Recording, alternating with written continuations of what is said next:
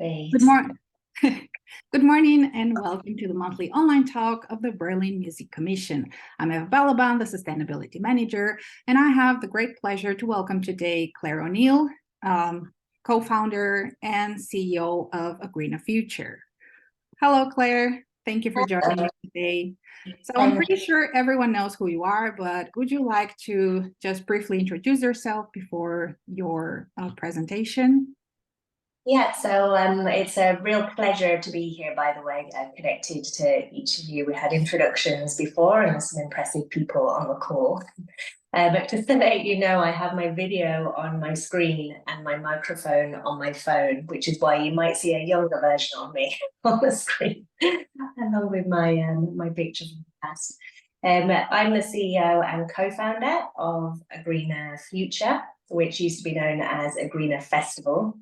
And we've been going for close to 20 years now since the first research project started, which made the formation of A Greener Festival. And we've developed over that time to be quite broad in our reach, should I say. I'll show you that through the slides that I'll present shortly. During the last 15 years, I've also been an aerial circus performer, which has involved doing international touring with the likes of Arcadia Spectacular, for instance, and have managed the Association of Independent Festivals during my early 30s, which gave a broader insight into the festival sector as well as various event production roles over time. So that's me and AGF in a nutshell. I'm going to go ahead and share my screen. I said that I will do a short presentation and let's see how that goes, because sometimes I have a lot to say unexpectedly, but do feel free to jump in. So as mentioned, AGF, A Greener Future, we actually rebranded this year, which was very exciting because after doing the same thing for nearly 20 years, it's good to have a bit of a refresh. So, not least in order for me to be able to see a different word, we've rebranded to A Greener Future.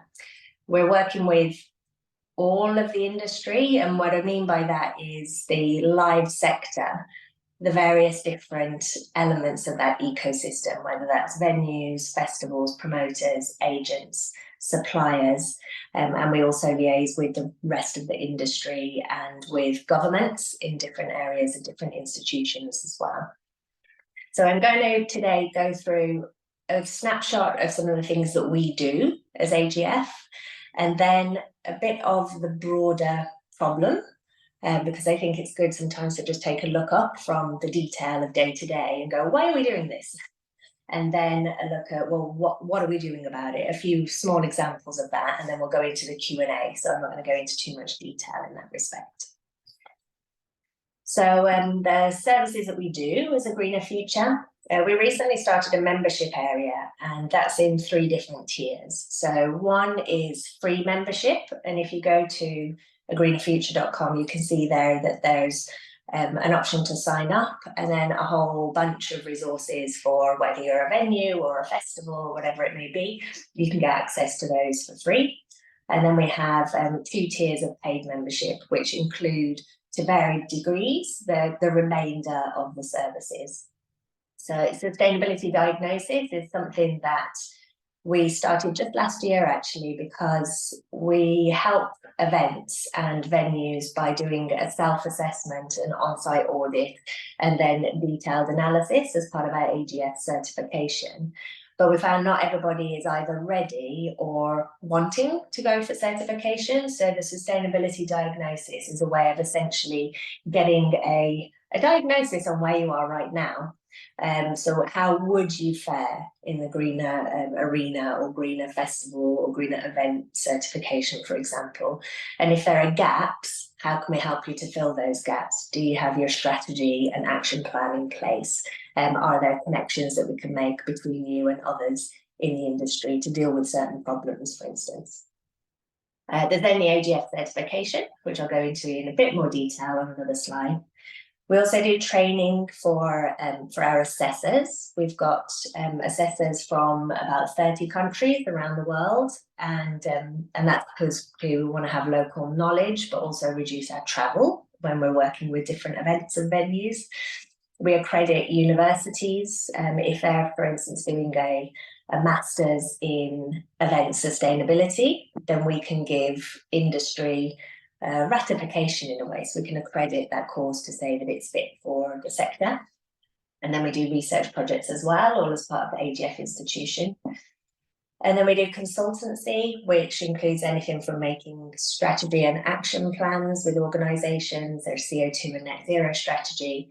And something that we've been doing in the UK so far, but we may bring this out into Europe because it's proved very useful, is investment grade energy audits with venues in order to identify how they can reduce their energy consumption, but then what the payback will be over a certain amount of time. And then things like biodiversity impact assessments, which we've supported a number of festivals with on the ground. We've got the Green Events and Innovations Conference. That's our flagship event, and that's the 16th edition in February next year.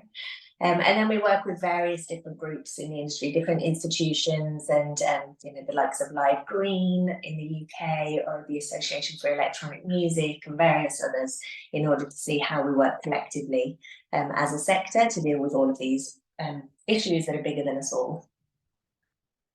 So this is an example of the kind of holistic approach that we take, because whilst we focus when we do CO2 on things like food and beverage, energy and power, travel and transport, we also see that there's a huge importance on local community, the actual local environment itself, from pollution perspective, for example, equality, diversity and inclusion, health and well-being. And one that I'll touch upon again later, external reach and behaviour change. And this is associated with our communication, which more than ever now is an important thing that we need to be stepping into as, should we call it, entertainment sector, or a place with a profile. I will come back to that. This is when you do an assessment or when you work on a sustainability diagnosis, these are all of the areas that we would look at, and you can get that on the website as well. The certification, just to touch quickly on the process of it, it starts with a self-assessment that you have access to that touches upon all of those areas that I showed on the other slide, from energy, waste, transport, water, through to behaviour change, communication and so on. That is essentially, it acts as a guide or a framework that you can use as either an event or a venue in order to go, okay, well, what should we be thinking about here? And it's a way to organise all of the different activities that you might be doing in relation to sustainability, or reducing your emissions, or engaging your community and so on. So it helps to pull all of that together. We then have an on-site assessment because, a couple of reasons. One is to verify what's happening on the ground to make sure that it's not all made up. But also, so often we've found that we visit a site, an event, a festival or a venue, and find that they're doing something quite remarkable that's not being done anywhere else. But it might be that because they've just always done things that way, they don't realise that they're doing something that they should be shouting about. So it's really great in that respect. And another element is that it helps if there's a sustainability manager, for instance, or one person on the team who's like, we need to be doing these things. If they know that the auditors are coming, then somehow they manage to encourage the other teams to get on board, and people make more effort. So I think it helps their cause in that respect. We do post-analysis and review. So this is where, if, for instance, there's a claim related to how much waste was recycled, we want to see the waste transfer notes. Or if there's been a certain source of a different type of fuel, then we want to see the certification for that type of fuel, or for procurements and so on. Even in relation to behaviour change, that's something that's harder to measure, but we want to have real evidence of any claims that are being made or assertions. So this is where we do a lot of data gathering and information gathering after the event. There's three options when you go for this, actually. One is to just be certified or to apply for certification. And in that circumstance, you get the self-assessment, you get the site visit, all of the analysis happens. And at the end, you receive the certification, whether that's a greener arena, greener venue, greener festival, and so on. But you don't get a detailed breakdown in that respect. And that's option two, where you get the feedback report and that breaks it down into different areas and talks about where you can improve. And that for us is really the recommended route. It feels that the purpose for doing it is for continual improvement rather than necessarily just to be certified, which is a lovely kind of additional byproduct from my perspective. Then if you request a CO2 analysis report, which is the third option, then we'd give that once all of the reviews and post-event analysis were done.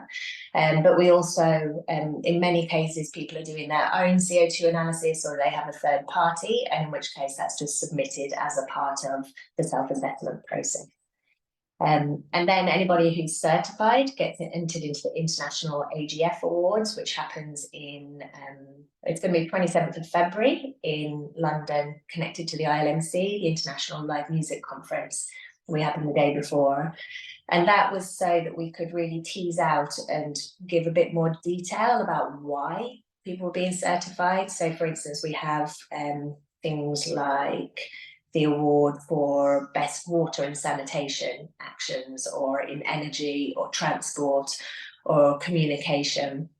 And that's so, like I say, so we could give a bit more detail to the world and to celebrate some of the more precise actions that were happening on sites as well.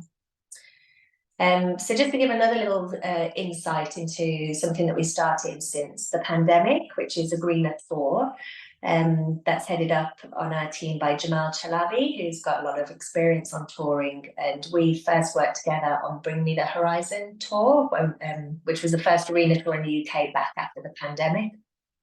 So some of the things that we do there are looking at the core design and planning for sustainability, stakeholder engagement, especially through the suppliers, etc., on the road support, so actually going out on the road. That's something that we don't tend to recommend initially because we don't want extra bodies on the road. but depending on the type of tour and the need, that is an option as well. We do the supplier certification and assessments, venue engagement, developing policies, green riders, and carbon footprinting. So it's just a bit of an example of some of the things that can happen on tours, be that with us or just as part of being a touring team. So what's happening? I think that everybody knows, but like I said before, it's good to actually just touch down from time to time on, okay, where are we at the moment? And so I think it's Vince here on the call who said that he was at ADE, so we touched upon this there as well. The current status with climate change from a very top level bird's eye view perspective is the IPCC, International Panel on Climate Change, said that we need to limit to 1.5 degrees above pre-industrial levels to avoid some of the worst catastrophes.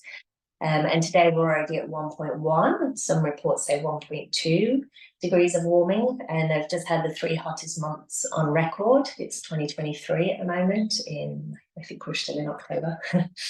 And then the trouble is that many governments are actually taking adverse actions to halting or reversing these figures and the amount of emissions that we're creating. And if we don't change that, then we're set to overshoot with irrevocable impacts. And this is the words from the UN, not from me. So it's quite, we're pretty tight and squeaky. The deadline for that, we were given 10 years back in 2020. So now we're towards the beginning of 2024. That's 6 years. It's quite a lot of work to be done and some serious changes that need to happen, and more cohesion with the approach. Another shocking stat is that 70% of our biodiversity has been lost in the last 50 years, which is staggering. Since the 1970s, 70%. There are reports that say that it can recover quickly. This isn't all extinction events, but there needs to be a change in especially the way that we're using our land, which is one of the main drivers for biodiversity loss. And plant-based diets as a part of this transition of how we use land is crucial. I'm just going to touch very quickly on land use. So this is from Our World in Data, which is a really useful site for all sorts of statistics about all sorts of things. But you can see here that from the habitable land that we have on the planet, 46% is agriculture. So that's almost a half of habitable land is being used for our food system at the moment. And then more than 2/3 of that, 77%, is used for livestock, meat and dairy. And this includes the crops that are grown to feed them. Just a couple of stats that aren't on here. 85% of the world's soy production, which is a major cause of deforestation and land use change, 85% of it is to feed animals, to feed us. And then in the EU alone, 70% of our cropland is growing crops to feed animals, to feed us. But unfortunately, that's in diminishing returns, because we get from that 77% of our land use for agriculture, for livestock, meat and dairy, we only get 18% of our calories and 37% of our protein. So it's a system of diminishing returns that worked when there were 2 billion of us, but now that there's 8 billion of us and growing, it's just not fit for purpose anymore. So this is something that some people may have seen released, I think, a month or two ago from AGF. So when we do our either the CO2 analysis or we do our certifications, then we're privy to a lot of CO2 analysis data, and we aim to include certain activities in that as standard, including food and beverage, for example. So we looked at which CO2 analysis did we have that we could include in a minimal activity analysis. And what I mean by that is how many of the CO2 analysis that we had or that were publicly available or that we'd completed included procurements, food, drinks, as well as energy, water, waste and transport. And what we found is that when we included all of these different activities, which can be more difficult to assess and more difficult to define, that the audience travel as a part of a festival. Now, we had both urban and greenfield festivals within this, was closer to 40% rather than 80%, which is commonly quoted. And it's still the largest proportion and it's still the same amount.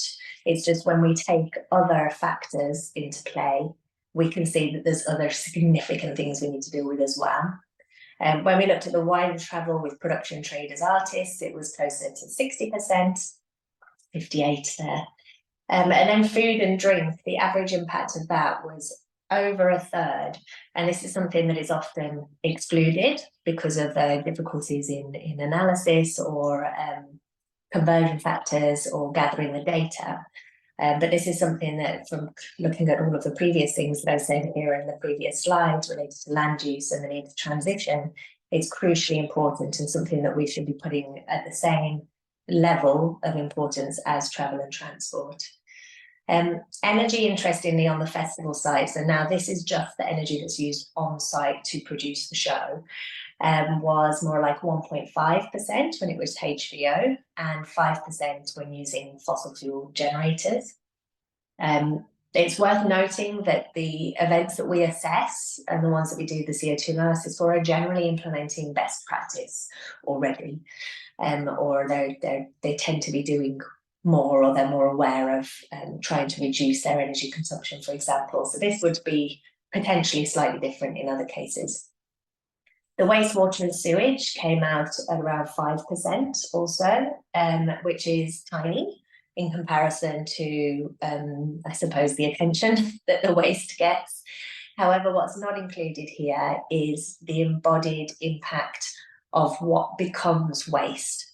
So, for instance, if a campsite is littered with tents and airbeds and God knows what at the end of the event, we're looking at what is the impact of the waste when that gets disposed of, but it doesn't include the embodied carbon in those materials, which we would definitely see is much higher.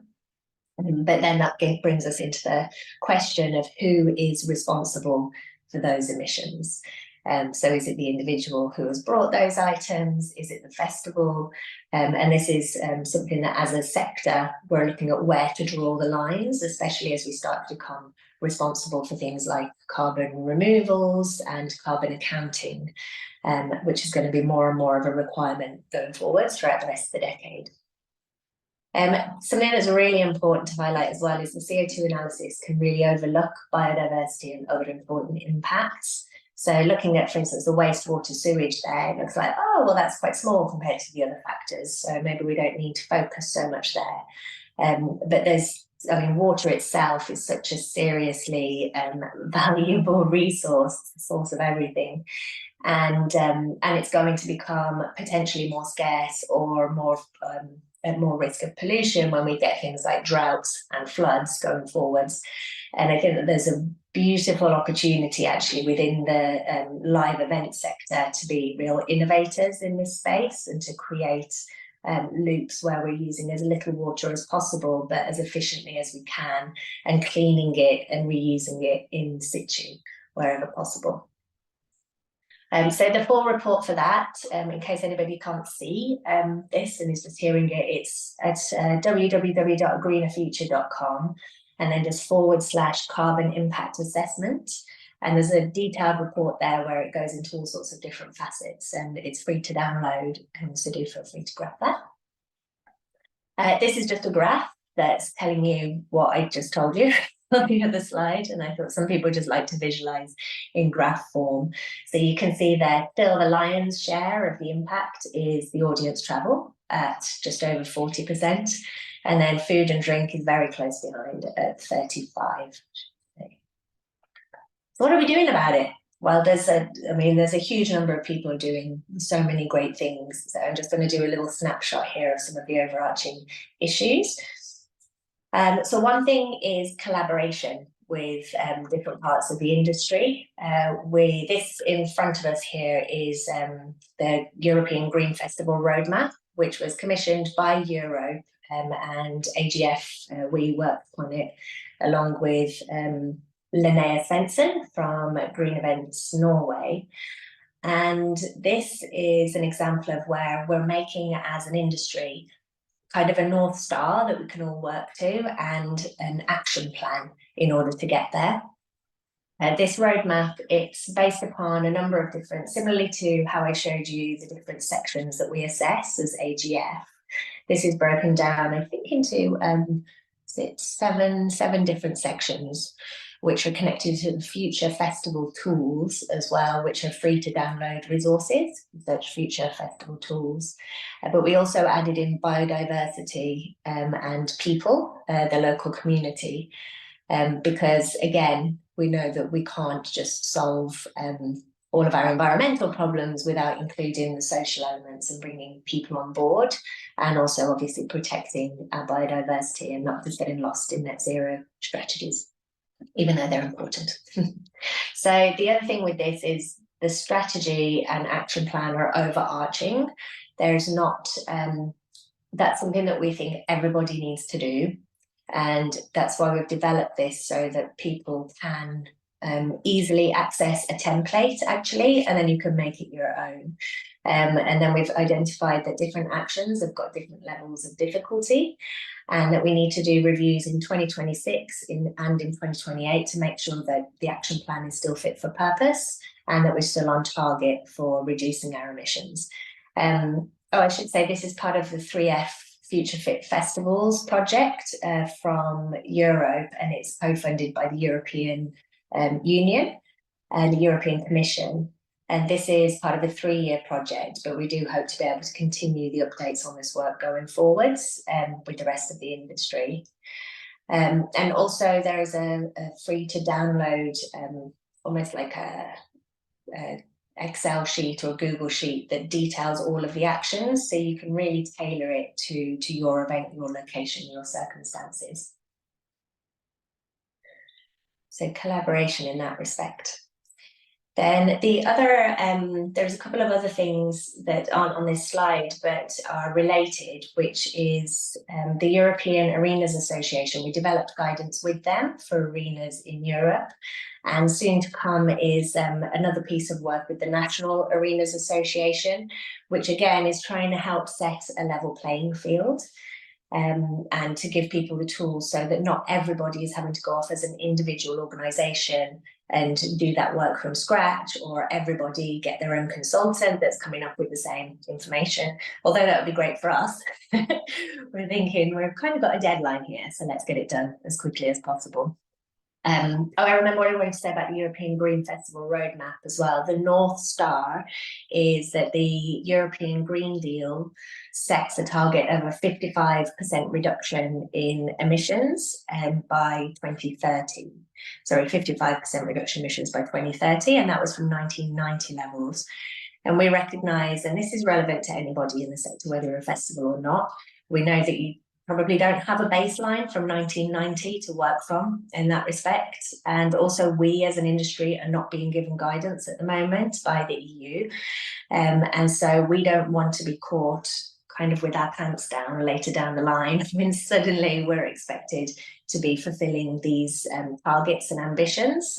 So we want to get ahead of the curve now. Because we don't have the 1990 baseline, we say just start from where you are now. Get your baseline done now, measure, and then you can build from there your emission reductions plan and your biodiversity enhancement plan. I don't seem to be able to switch anymore. There we go. So another area that we're really keen to work with venues and festivals on is in relation to energy. I know that we showed that the energy impact of festivals was quite low proportionally, but it's still a significant factor, and it's something that we have really in our hands because it's what we spend our money on. And as venues in particular, this is a major cost, and it's just getting more and more expensive. And this is where we can be really pivotal in the transitions that need to happen as a society by using any of our bills that we have in order to aid that renewable transition. So one of the things that we're doing is the Low Emission Festivals project in the UK at the moment, which is where we're taking a lot of the amazing work that's already been done. There's tools like via Zap Concepts. There's an organisation called Powerful Thinking that's in a lot of detail about how to correctly spec power and energy in order to not be oversizing generators, or in order to be able to really assess what the energy demand is for a grid connection, for example. Then looking at energy efficiency, I already touched upon the investment grade energy audits that we've been doing with venues, looking at how to retrofit existing venues and using more energy efficient fixtures, as well as working with the touring productions and technical production teams there to get the most sustainable kits that we can from an energy perspective. And then I talked about what we're spending our money on. There's two ways I see of looking at that. One is when you're making the overall project budget, whether that's a festival or a tour or whatever it may be, and looking at how much money within this budget are we spending on fossil fuels, and how much of it are we spending on creativity and people. And that could be a decision such as, okay, we're going to spend an extra week in rehearsals, or we're going to invest more into this product design or stage design instead of getting an extra truck to put this in and take it on the road. So that's just a rough example. And then finally on this, energy bills. So in the UK, there's one organisation, Ecotricity, where they actually invest the money from your green energy bill into building new renewable energy sources. And this is what we really need to be looking to when in any of our energy bills. Is the provider that you're using actually building new renewables, or are they just exchanging regos or exchanging certificates for what's already on the grid? Because we need to build the renewable energy sources now in order to transition from fossil fuels. So I already said, but I'm just showing you this again because we need to move towards more plant-based diets that are whole food. And there's also great things popping up like regenerative beer, for example. Whole Earth Small Beer is one organisation that's making sure that through their agricultural processes, that there's in their supply chain and the way that they operate, they want to leave land and biodiversity and the world cleaner and more diverse and better than when they found it as a result of their processes. And if we can reframe and rethink all of the things that we're building, including if it's a festival or a concert, whatever it may be, are we leaving things better than when we found them? Are we, for instance, removing carbon? Are we enhancing the local biodiversity and ecosystem? Are we giving benefits and improving the lives of people in the area who we're connected to? So looking towards being regenerative rather than just sustainable or not too bad. I just wanted to pop this in as well as a kind of, I know that we have a lot of travel connected to what we do in this sector, and I know that somebody has a question about that, so I'm not going to go into too much detail because we can chat shortly. But this is a picture of a future very soon to be flying hydrogen electric powered plane. And the first ones are going to be in 2025, and they are a 19 and 70 seater, I believe. And the first flight will be about 500 miles. So there are solutions that are coming, and I think that travel and visiting different cultures and connecting and seeing the world is a wonderful thing, and it would be a real shame to think that we need to stop doing that. So solutions are coming. But in the meantime, we really need to stop being so wasteful while we've got this next 5 years of transition, and really need to consider when we're choosing to fly, if it's necessary and if it's fair, actually. I think that we've got quite a sense of entitlement as individuals in our modern culture, and we need to really think about, is this necessary? Is it appropriate right now? So something that came out recently is the carbon removed tour, that we are, sorry, not carbon removed tour, carbon removed concerts that we're doing with the 1975 Curate, the Carbon Removals Organisation, and the O2. And this is a decision that was a few years in the pipeline, and it's something where we've been working as AGF with the O2 on measuring their impact and reducing their impact as much as possible, both from within the venue itself and when we've been using the venue going through with touring productions. So what happens when you get to the point that you've reduced all that you can, and then there's still residual emissions that you need to deal with? So with carbon removals, it's very important to distinguish between what is meant within offsets, which can be a complete waste of time and very terrible. So it's important to know what you're looking at. So when we talk about offsets, sometimes that means avoidance of future emissions, for instance, protecting the rainforest. Or the other end of the scale, it can mean removing from the atmosphere. So that means that the carbon's actually being sequestered, actually being taken out from the atmosphere. Then the next question is, how quickly is that going to happen? And then how long is it going to stay locked down for? And this is the problem that's happened with a number of the carbon offsets, so to speak, especially when looking at net zero targets, because it's essentially like a balance sheet.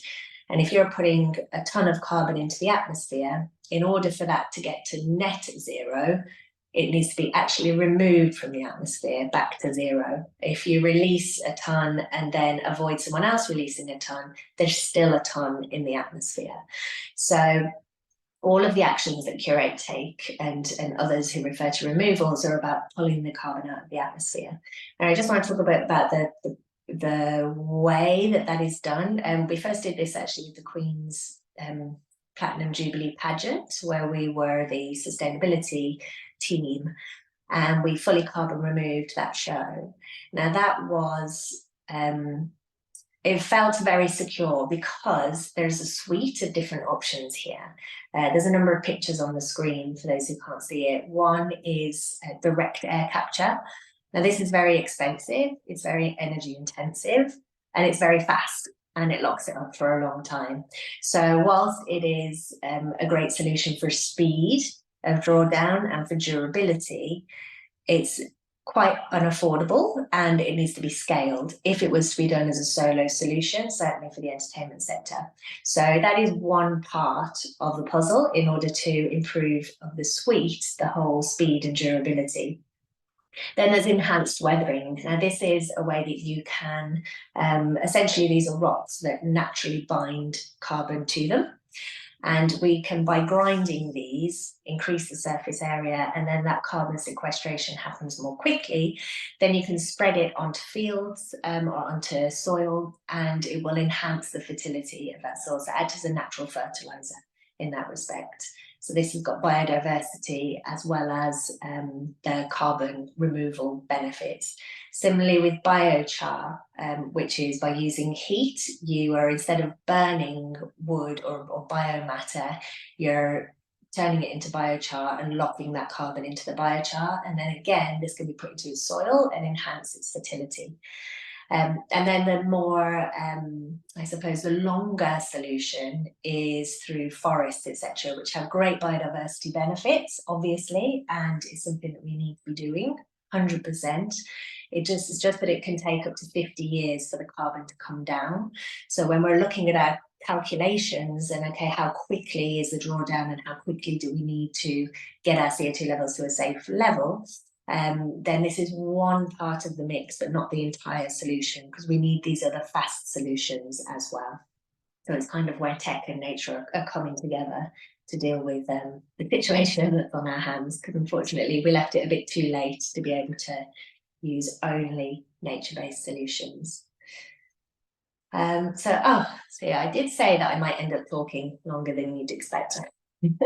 So just about 24. Now, this slide that I'm showing right now, in case anyone can't see, it's actually a visual from Green Events Innovations Conference earlier this year in February, where Brian Eno and Jacob Collier did a talk called Music as a Social Synchronizer.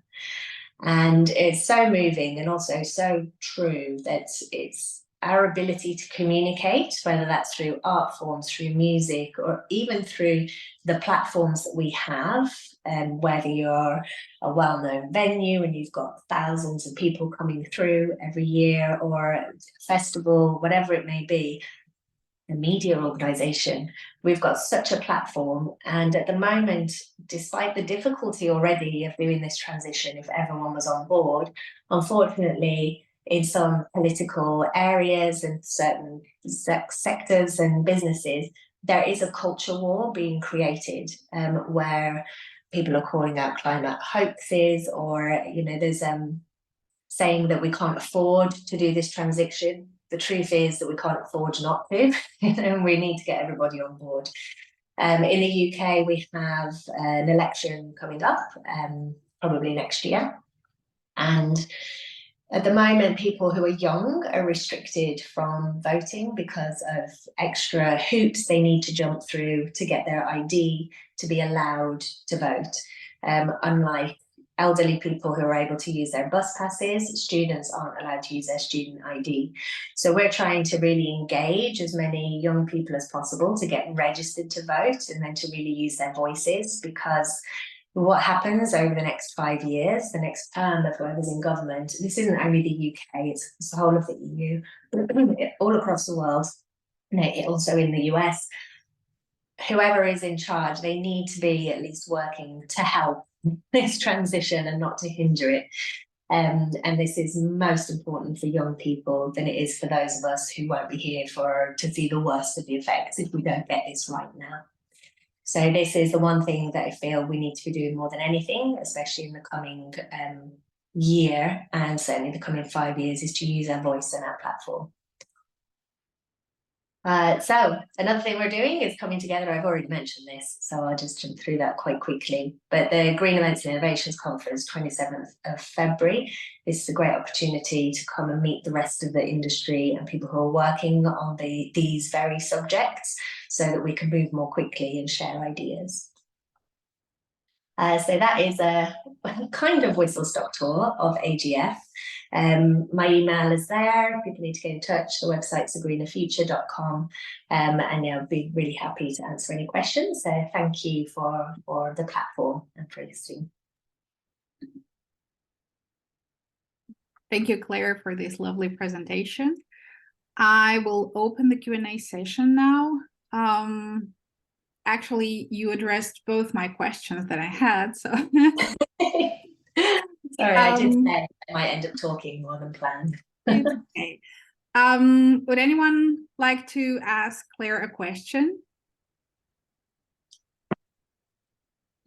Otherwise, Yeah, I have 3 questions. I cannot switch on my video. it's okay. Okay. I can switch it for you. Just a second. Thank you. Claire, thank you very much for this presentation. I think we will see us in London latest in February. Could you please tell me again what is the name of this solution to bind CO2 in a quick way so that you can put it on soil? What's the name for this? So that is enhanced rock weathering. Enhanced rock weathering. Yeah, because rock weathering is the natural process. So Yeah, this is yeah. enhanced version. Yeah, okay, thank you.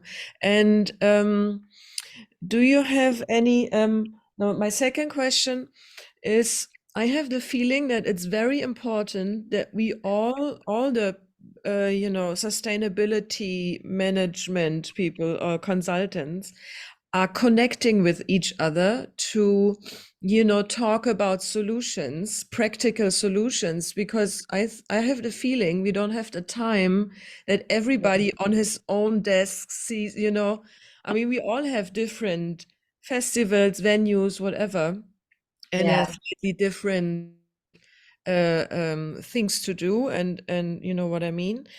But do you have a idea? I mean, there is a lot, like the Berlin Commission, the thing we do now. But do you have any other ideas or Yeah. network? Yeah, absolutely, and it's totally hitting the nail on the head. Like I was saying before, there's so much to be done in a short space of time, and the more that we can be sharing, rather than us all trying to work it out ourselves, the better. And there's a few things. So in the UK, I mentioned that Live Green is a place where all the UK sustainability people are coming together. There's also more informally, there's a WhatsApp group actually called Sustainability Professionals Assemble, which I'm sure that the admins of that would be happy for anybody hearing this who gets in touch that I can connect you. And that could be that may become more formal going forwards. But I think using any platform to come together, the fact that we're all here together on this call, we can be connected now as well. There's also so Eurosonic, in the Netherlands. Yes. So they've brought together another group of sustainability professionals as well, and that's also with a view to how we can not only help each other on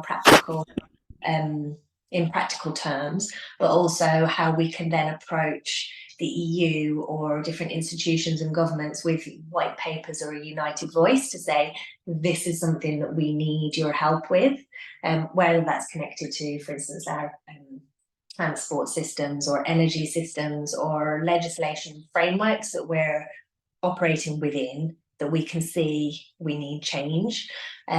So yes, there's things out there. Those are a few examples, but there can always be more ways of coming together. I'm very open for it. It might be that people listening also know other groups or routes to that, and it would be good for them to put messages in the comments or to get in touch with that as well, so we can share further.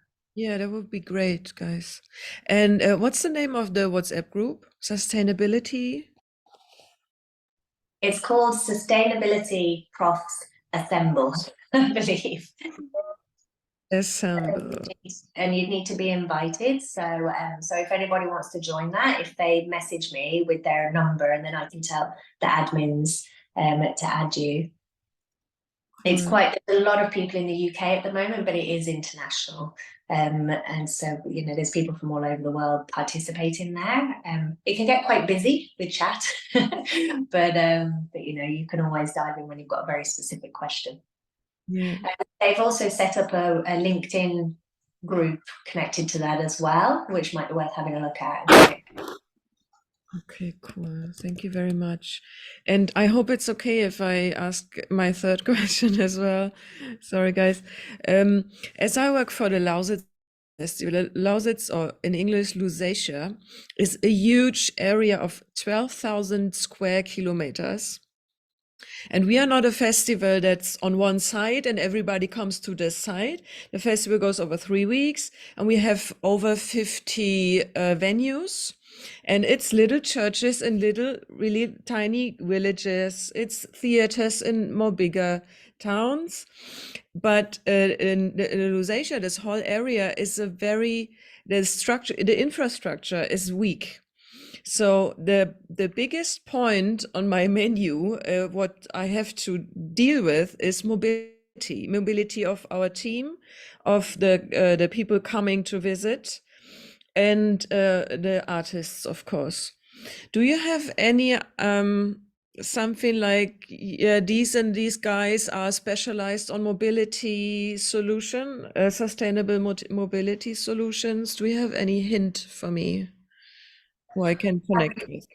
Well, as far as organizations, I mean, there's a few different things out there. One that's done a sustainable travel guide via Mhm. Equilibrium. They've got a green travel guide that came out, I think maybe 4 months ago, or it might have been longer now. But I think it might be quite, if you've not got public transport already there and the infrastructure in place, it might be that you need to take a bespoke approach as well. And we've seen over the years different countries or locations that really don't have the kind of infrastructure in place for sustainability, and they take a slightly longer term strategy, working with, for instance, the local authority and groups of businesses in that area to say, okay, we don't have this available for the event. We, as an event, we can't kind of manifest from nowhere a green transport if that doesn't exist in this location. But how can we work together to make a strategy to build that green transport? So are there investments from the EU, for example, where you can go, okay, we as a cultural organisation are collaborating with our research institutions and our local authority in order to enhance green mobility in the town. And then you could use that. There's a great organisation, oh God, then my mind's gone blank for their name, that do all sorts of Innofest Okay. from the Netherlands. They will take innovations and startups into different festival areas so that they can trial them. And it could be that there's opportunities for you to bring in, whether it's something connected to cycling or green buses or whatever it may be that's not presently in the area, but you could bring it there whilst it might not add up on your carbon balance sheet. For instance, if it has to come a long way, you might be using more emissions than you're preventing on site. But sometimes that's necessary in order to break a ceiling on something. For instance, using batteries in place of generators on festival sites. At some point, you have to test that and still have the generators, and you have to truck the battery over. But you need to do that in order to make the change. So I'd say probably go for, rather than kind of struggling to do something that's in isolation for that one event, look at what you can do with the town. So not only the event that is greener, but it's the whole town. Just one more comment on that. There's the DCMS in the UK, which is the Department for Culture, Media and Sport, suggested that there should be licensing conditions on festivals for sustainability, which I actually agree with. But it can't be expected that a festival can have green transport and green food. That sounds weird. Sustainable food, etc. If there is no sustainable transport networks in that country, or if the country is still subsidizing industrial animal agriculture and it's very difficult to get access to quantities that you need that are not damaging the environment. So there needs to be a working together, because the towns need to change as well as the events that happen in the towns. It's a bit of a broad answer, but I hope that's helpful. Yeah, it's true. I experience this in my work, and I know that I have to do lobbyism for sustainability. It's quite political, my work as well. Yeah, here in this area where I am. Okay, thank you very much, Claire. I will send you an email. Yeah, please do, because you might have some good tips and advice for us as well, as we're starting Yeah. to get more politicized here in the UK. Okay, thank you, Claire. Thank you, Anne-Catherine. Would anyone like to ask another question for Claire?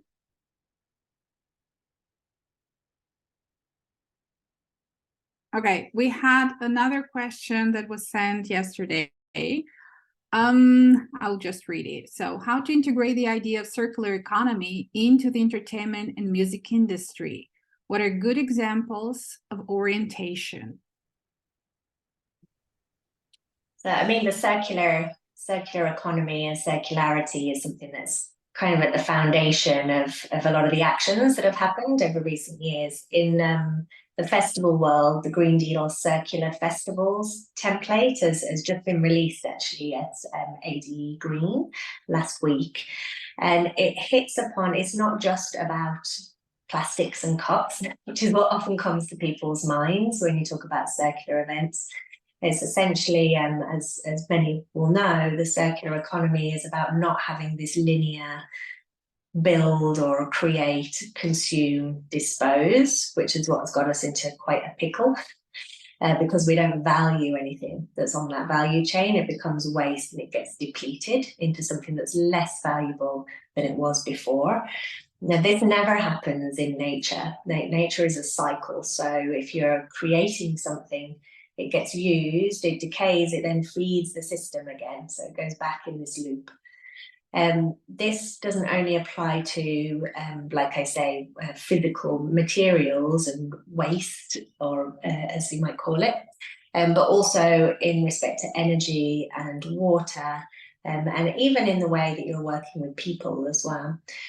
So on the waste side, there's a lot of great initiatives, like I say, through, if you go to the Green Deal Circular Festivals website, but also another one that I would recommend to look at is Digital, DGTL, because they made an ambition to be the world's first circular festival, and they've done a huge amount of different innovations and projects. At first, they weren't able to move away from their water sponsor, so they were having water in plastic bottles. But what they did was made sure that there was a recycling system on site that these go into, so that you're able to then create other products for within the event using that plastic that's coming in. A more general thing that you would see is, for instance, reusable plastic cups that are then actually washed and actually reused. This is staying in the system, although that's more of an avoidance of waste rather than a circular system. And another great example is with Boom Festival in Portugal, who I often reference, but they've made, and this was done so long ago, it was really ahead of the curve, but their water system, which cleans water on site. So there is the water gets fed from the top of a hill. So it's fed down through all of the various caterers and through the showers, etc., down the hill, and it comes into this chamber at the bottom where there's a fountain that then pumps the grey water up. And these chambers are all dotted around in almost like a spiral coming down. And they filled that with different microbes and plants and rocks, so that it follows the same patterns as nature. So as the grey water flows down these different chambers, which looks beautiful because it's all decorated artistically, and then there's plants growing out of it. The plants, the microbes on the roots of the plants eat the pathogens, and by the time it comes down and is fed out into another area, it's clean water again. And this is a system that has not only the benefit of not needing to truck the water away and fill it with chemicals in order to clean it, but it also enhanced the biodiversity. So they started to see frogs come back to the area, and it's beautiful. And who would have thought that a wastewater system on site would be a beautiful thing? But it is, as it's replicating nature and bringing art into it as well. That's just a few examples, and then also resources you can go to look at. Thank you, Claire. Mauricio, you have a question for Claire? Yeah, no, I don't have a question. I just would like to comment briefly that we are having about this circular economy. Yeah. There's a couple examples that to complement the answer maybe, or it's just a comment. There's a one thing happening on the November 7th here in Berlin, where we will be talking about circular economy in the music industry. That's an event, part of the creative, how's it called in German, in English? Creative economy and culture from the government office, I think. Kompetenzzentrum Kultur und Kreativwirtschaft in German. So there's an event on 7th of November, and I will strongly would like to recommend definitely around this circular economy, what they're doing in Labor Tempelhof, what's going to happen again. It happened this year in the summer, and then it's going to happen again next year with one of the biggest rock punk bands in Germany, Die Ärzte. They will be playing again, and they will be part of the whole planning and production process for this event, Labor Tempelhof. So because circular economy has to happen locally, so it's a local matter. It has to, you have to work with the resources that you have around you as much as possible. So that's what I wanted to say here. I will send you, Eva, the links of this, but I mean, I think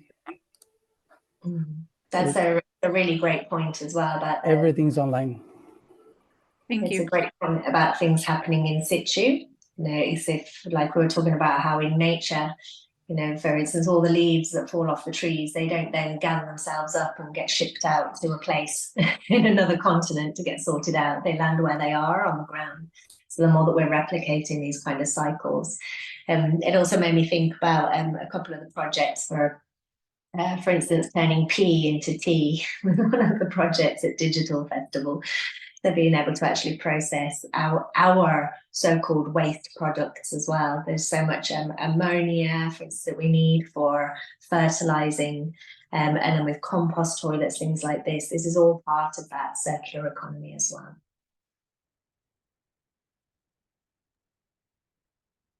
Thank you. Someone else who has a question for Claire?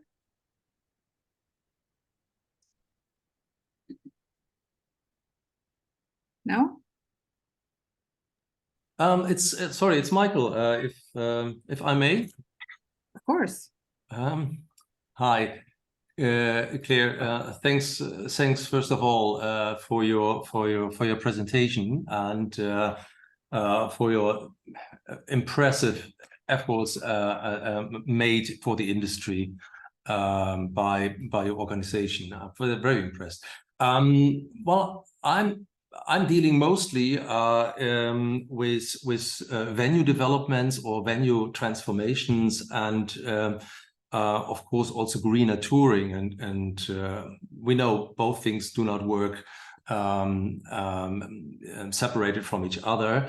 But when it comes to venues, I'd just like to have your view on how existing venues can be motivated to put efforts in a transformation process. When I'm dealing with new venue projects, new developments, I'm thinking there's, of course, where you can start with from scratch and where certain development budgets available.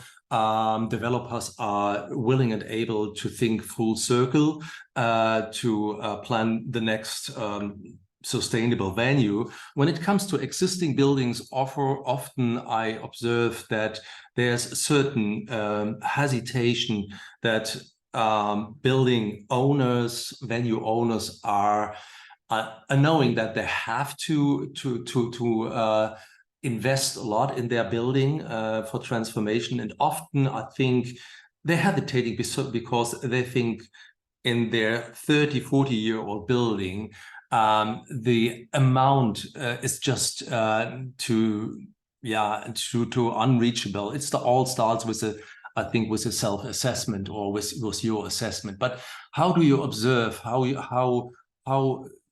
are you trending? Are venues trending that are already in a certain, let's say, age? It's quite varied, actually. It's similar to when we first started with festivals as well. That some of the motivations are different, and things that make people want to get started are different. And one of the big drivers in the beginning is so we did this green rider with it was Coda at the time, and became Paradigm and now Wasserman. And the green rider started to go out from the artists into the venues, and that stoked interest, especially with those who are competing for a certain level of artist with other venues in the area, because people wanted to be the greener venue, basically, because they thought for their business proposition that would be more advantageous. Then there's others who, and this is probably across the board actually, the cost of energy, that being able to actually look at, if we make these changes in investment now, what are the current trends for how the costs are going to go for our energy bills, and when will we actually be breaking even and in fact saving money over the coming 2, 3, 4 years. And a lot of the returns on investment really are that quick, some are less than a year. So it doesn't need to be the entire building a project being taken all at once. You can choose, okay, what are we going to tackle now? Are we going to deal with the food and beverage? You know, you can already, I mean, beverage is more tricky because there's more sponsorship deals that kind of restrict often what drinks can be sold. But with food, if there's a removal of beef from the menu, for instance, so you know, these are things that won't cost. And because it's one day that people are out, you know, it doesn't affect the sales negatively, and this has been evidenced in various places. And I think Wembley Arena and CO2 Arena have been working on that. No, I'd say that making sure that it's bite-sized amounts, it doesn't need to be everything all at once. You saw that the roadmap that we did, that looks at things that are kind of basic and easy to do, and then more advanced and more difficult, and setting yourself kind of a 7-year plan between now and 2030. And then the more that organizations that represent all of those different venues can come on board with that, and almost collectively get some of that work done for the venues and say, this is where we're all going. I think that really helps as well, because people feel like they're actually a part of something in that respect. I'm not sure I answered all of your questions there. Was there anything? No, thank you. Just was very, very good to hear your view on what are the drivers and motivators for venues to get started, and also to unify for representing a greener venue network. Thank you very much. It's a pleasure. I mean, there's also, just to clear, every organization is made up of humans, of individuals, and we're all feeling it, or most of us anyway, who are awake, are feeling the fact that we really need to do something. So people are just like, well, where can we start? We don't necessarily have the funds right now.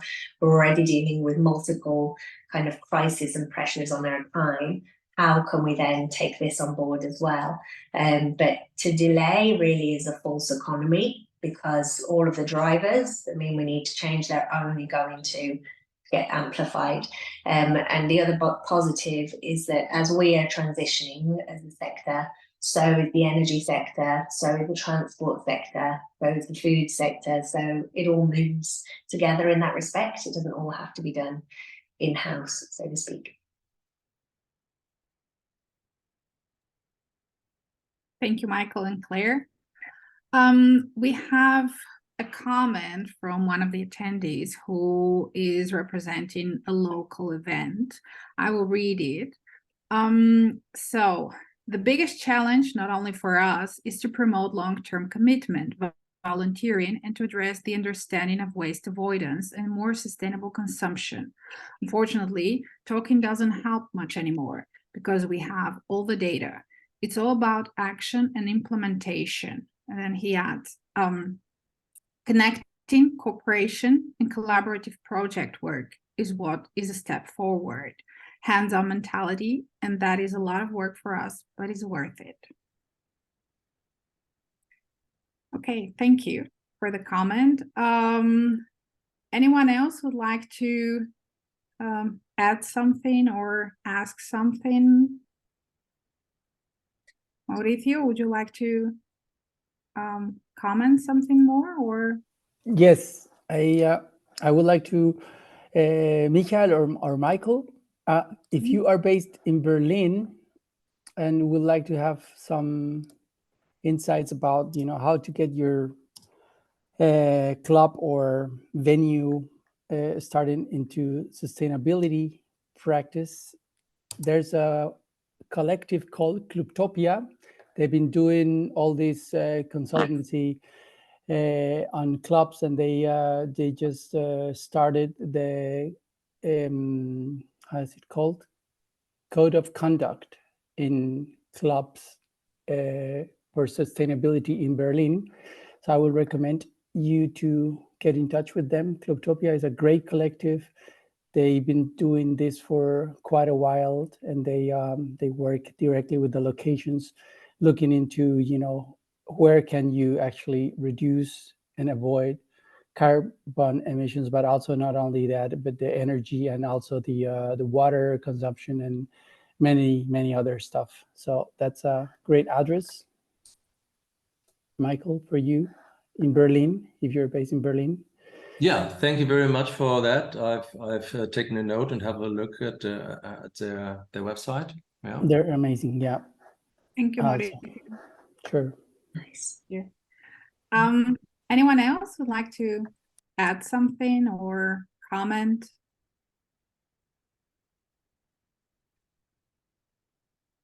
No?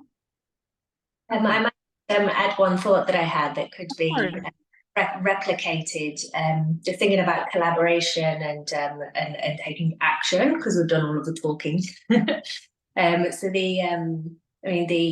the campaigns in relation to getting people voting, I think, is crucially important. But then also those physical actions on site for how we can make changes. Something that we're starting in the UK is a thing called grid fairies, where from private investment, we're able to give to, if we find a festival site or an event site where they want to be connected to a grid because they have events there every year, but are burning hundreds of thousands of litres of diesel as a result of those events. The capital investment is normally the difficult starting point. So we're able to offer the initial investment, and so long as that gets paid back over 5 or 10 years of using that energy, then it works. So if we know how much energy is going to be used, and then can provide the energy on that site. And that's just to illustrate that it isn't just a cost. There are savings to be made, and it's just a matter of doing things differently. And I'm sure that if there's forward-looking energy companies, for example, you can do a partnership between the local authority, the landowner, promoters using that site, and the energy company to get that kind of capital investment and get things going on the ground. Thank you very much. Anyone else would like to add something? Mauricio? Yes, and one last thing about this networking, and I mean, ways really to implement all that we already know about sustainability. We've been working on Music Cares. It's like a sustainability platform in live music for quite a while. I mean, and here's the link. We are preparing the launch. We're gonna present it during the next Most Wanted music convention here in Berlin on November 16. And that's at the local level in Berlin, a way to start calculating your carbon emissions, but also your water, your waste management. And we're building a platform at the local level for initiatives that have been working already on sustainability for a while. They were trying to connect everybody there and building up like a network on it. So that's gonna, I mean, we're preparing the presentation and everything for the Most Wanted. So just to mention that out there. And yeah, it's a work in process. Nice. Thank you, Mauricio. Sure. Anyone else would like to comment or ask something? No? Okay. Well then, if no one else has any questions, I will just, close the session for today. Thank you, Claire, for this lovely presentation and insight. And well, for the rest of the audience, and stay tuned to our next edition and our next monthly talk. Thank you all for joining, and see you soon. Bye-bye. Thank you. Thank you.